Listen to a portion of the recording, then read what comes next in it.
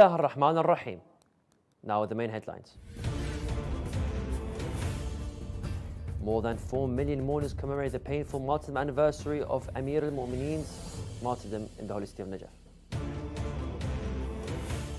With 9,000 patients in dire need of treatment, the World Health Organization warns of a new tragedy in Gaza. Islamophobic incidents reach record levels in the US in 2023, CAR says.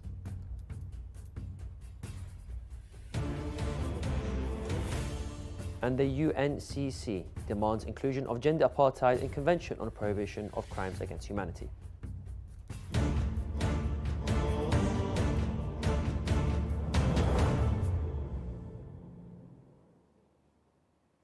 Assalamu alaikum wa rahmatullahi wa barakatuh, dear viewers. This is Yunus Dawood and you're watching Shia Waves live from London, only on Imam Hussein TV 3. The Secretary General of the Holy Shrine of Amir al-Mu'mineen said in a statement received by Shia Waves agency that the Holy Shrine of Imam Ali alayhi salam witnessed a massive pilgrimage in which approximately 4,732,680 visitors participated. The service, security, media, hospitality and main and supporting departments provided the best services to the visitors and ensured a great and smooth atmosphere during the blessed pilgrimage days. The Secretary General also said that the numbers of pilgrims were as expected and an increase from the previous year's visit by about 1 million visitors from various Iraqi provinces as well as an Arab and foreign visitors, including official and diplomatic figures. Meanwhile, the governor of Najaf, Yusuf Khanawi, announced that the participation of more than 5 million pilgrims in commemorating the blessed visitation of the Holy Alawi Shrine, confirming the success of the security and service plans.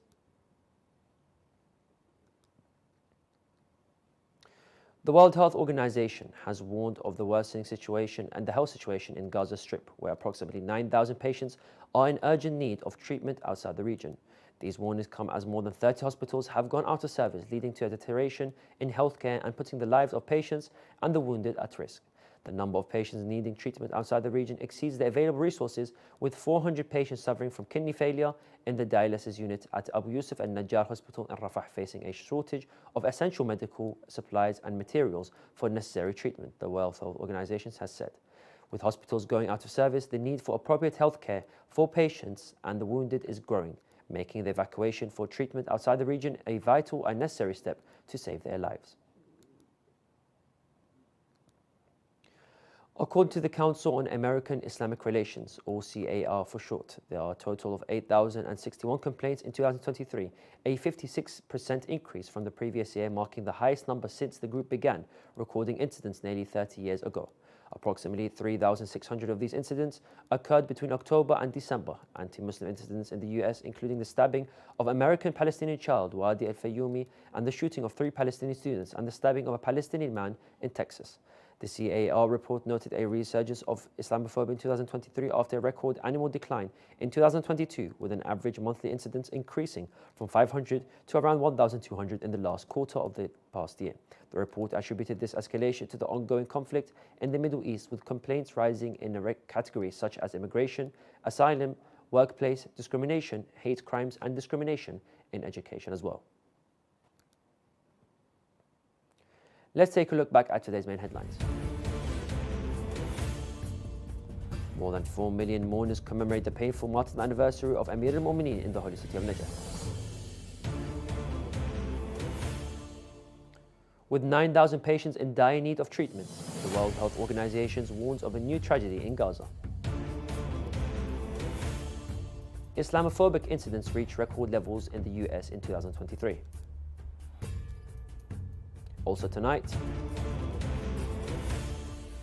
more than £117 million to be spent on protecting mosques and Muslim faith schools, government announces. Vanessa Fraser, permanent representative of Malta at the United Nations, told reporters on Monday that the situation in Afghanistan is a matter of concern for the Security Council.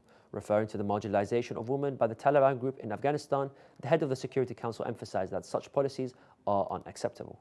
The UN senior official also emphasized the appointment of the UN Special Representative for Afghanistan soon. This comes after the UN experts and the Working Group on Discrimination Against Women and Girls asked countries to recognize gender apartheid in Afghanistan as a crime against humanity about 1.5 months ago.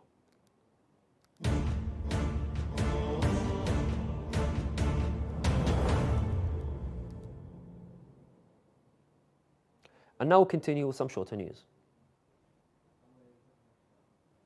The Royal Swedish Academy of Sciences has said that it will utilize artificial intelligence (AI) to help choose the 2024 Nobel Prize winners for physics. According to the Academy, this decision comes to avoid biases that are inherent in selection processes involving human judges. There are currently 224 Nobel laureates, but only 5 are women, says Annie Farid Langstein, who is fusion physicist and chair of the Nobel Committee for Physics of 2024.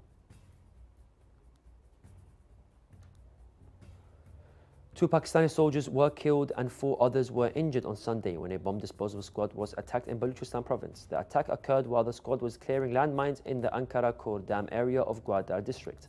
This incident came days after the killing of 5 Chinese engineers and their drivers in Khyber Pakhtunkhwa province.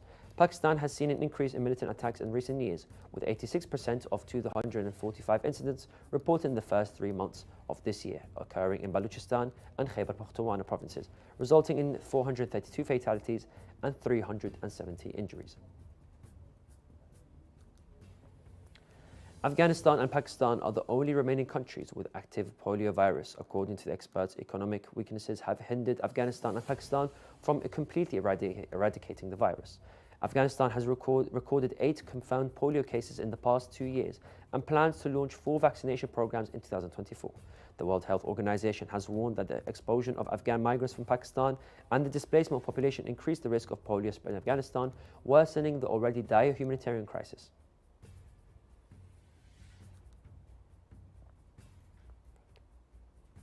A recent survey by the Muslim Philanthropy Initiative at Indiana University has revealed that nearly 70% of Muslim Americans prefer engaging in charitable giving during Ramadan. The survey examined the preferences of Muslim Americans regarding zakat and shedding light on the significance of Ramadan and its impact on the community's charitable practices. In the United States, factors influencing Muslim Americans' preferences for paying zakat during Ramadan include gender, age, race, income, marital status, religiosity, and voter registration status. The survey also found out that 45% of US Muslims giving zakat during Hajj, the annual Islamic pilgrimage, aims to redistribute wealth and alleviate poverty within the Muslim community. Key findings include that married Muslims and Muslim women being more likely to pay zakat during Ramadan, Muslims in their 30s with an annual income of $50,000 to $75,000 also prioritize zakat during the fasting month.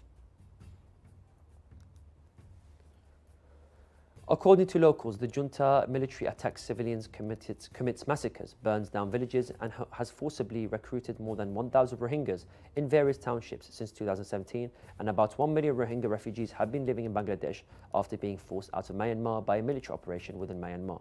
Another 630,000 Rohingya are considered stateless by the United Nations, with many living in camps and facing restrictions on their movement in Rakhine state.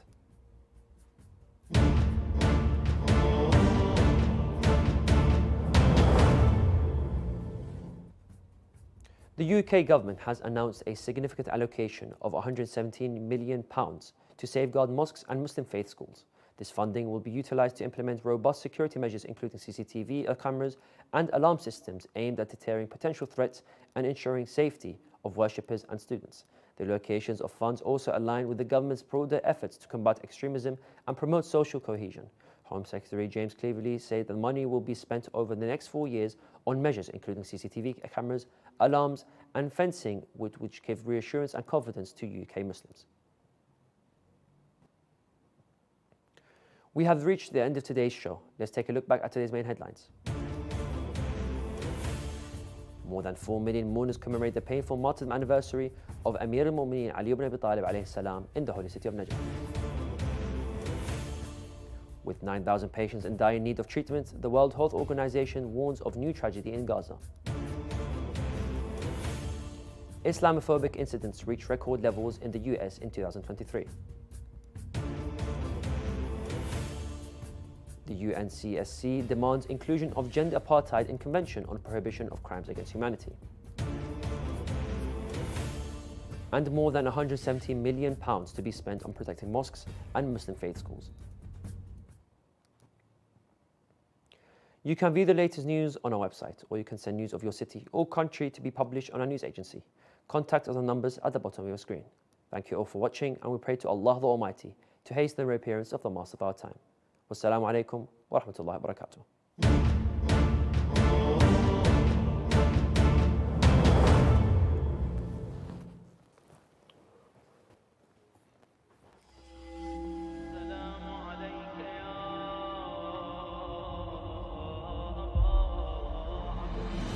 السلام عليك يا أبا عبد الله